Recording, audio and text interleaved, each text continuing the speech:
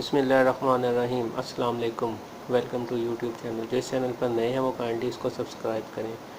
جی ہاں دوستو، یہ دل میرا ایپیسوڈ 27 کا نیو پرومو آ گیا ہے۔ آپ دیکھیں کہ یہ ڈرامہ بہت ہی دلچسپ موڑ پر پہنچ گیا ہے اور اب اس ڈرامے میں اس کی اصل کہانی کو واضح کر دیا گیا ہے۔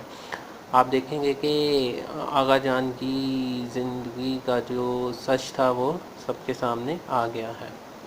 اس ڈرامے میں آپ دیکھیں گے کہ جو آغا جان کا نوکر تھا وہ ان کی بیوی کو کہتا ہے کہ آپ کی سہیلی کا ایکسیڈنٹ ہو گیا ہے، ان کی گاڑی کھائی میں گر گئی ہے اور ان کے دونوں بچے اور وہ مر گئے ہیں، جس پر آغا جان کی بیوی ایک دم شوق میں چلی جاتی ہے اور اسے سمجھ نہیں آ رہا ہوتا کہ وہ کیا ریئیکٹ کرے۔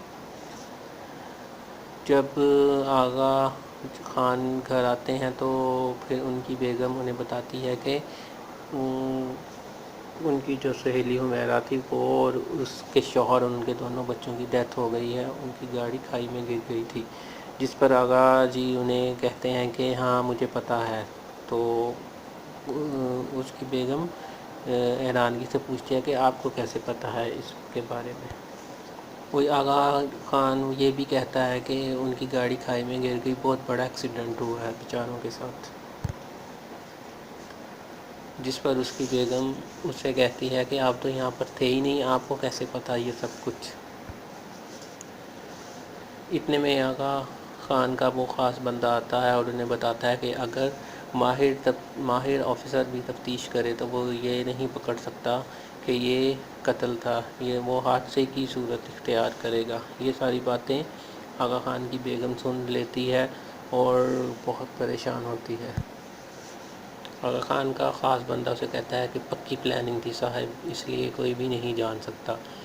تو ایک دم سے آغا خان کو پتہ چلتا ہے کہ ان کی کوئی باتیں سن رہا ہے۔ وہ دبے پاؤں دوسری طرف پلٹ کر جاتے ہیں تو وہاں اس کی بیگم کھڑی سب کچھ سن رہی ہوتی۔ وہ اپنے خاص بندے سے کہہ رہا ہوتا ہے کہ کوئی بھی کام کرنے کے لیے پلاننگ بہت ضروری ہوتی ہے اور پکی پلاننگ بہت ضروری ہوتی ہے۔ کوئی بھی کام کرنے کے لیے اپنی آنکھیں اور کان دونوں کھلے رکھنے چاہیے۔ وہ کہتا ہے کہ میری آگے بھی 2 آنکھیں ہیں اور پیچھے بھی 2 آنکھیں ہیں۔ یہ کہتے ہوئے وہ اپنی بیگم کے پاس پہنچ جاتا ہے تو اس کی بیگم اسے کہتی ہے کہ میں سب کچھ بتا دوں گی کہ اصل حقیقت کیا ہے۔ حمیرہ اور ان کی فیملی کسی حادثے کا شکار نہیں ہوئے بلکہ میرے اپنے ہی شوہر نے انہیں قتل کیا ہے، جس پر وہ اسے دھمکاتا ہے کہ تم ایسا کچھ نہیں کرو۔ اس کی بیگم کہتی ہے کہ میں نے سب کچھ سن لیا ہے، اگر آپ چاہتے ہیں کہ میں چپ رہوں تو میں چپ ہرگز نہیں رہوں گی اور آپ کی حقیقت سب کے سامنے لے کر آؤں گی۔ وہ کہتی ہے کہ میں آپ کو آپ کے انجام تک پہنچا کر رہوں گی اور آپ کو سزا دلواؤں گی۔ تو آپ کمنٹ باکس میں اپنی رائے دیجیے گا کہ کیا آئینہ کو اب اپنے آغا جی کی حقیقت پتہ چل جائے گی تو وہ پھر ان کے ساتھ کیا ریئیکٹ کرے گی۔